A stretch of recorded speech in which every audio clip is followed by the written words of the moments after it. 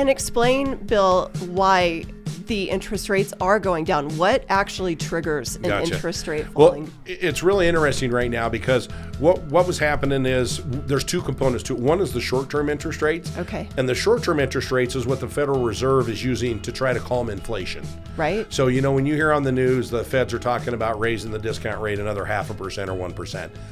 What that is, that affects like the short-term mortgage rates, like your home equity lines, business borrowing. Okay. And so what they're trying to do is slow that down, which will slow the economy down, which will keep people from buying, which will slow the inflation down. That's their thought. I don't know if it's right, but that's their thought.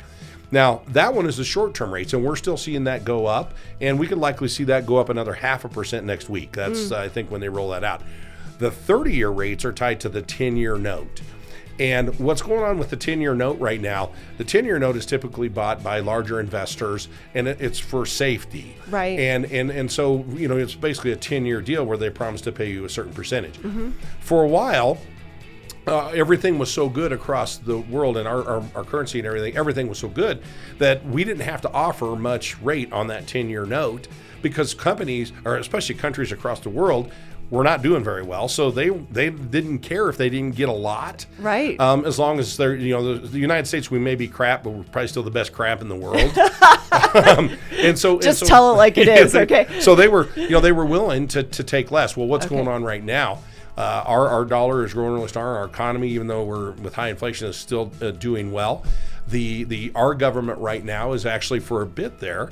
They were wanting an infusion of cash, and the way you do that is you simply raise the rates on that 10-year Treasury, and we got some more demand for that because again, as economies across the world start to falter a little bit, they're willing to pay more for that 10-year Treasury because the safety of it. Plus, they don't know what's going on in their countries. There's a lot of economies around the world that are facing some challenges right now. So they're really two different ones. The 10-year Treasury is tied to the 30-year mortgages, and the discount rate's tied to the short-term stuff. Right. We're seeing an easing right now in the 30-year. Okay. And so again, we're down about 1.5 points from where we were several weeks ago.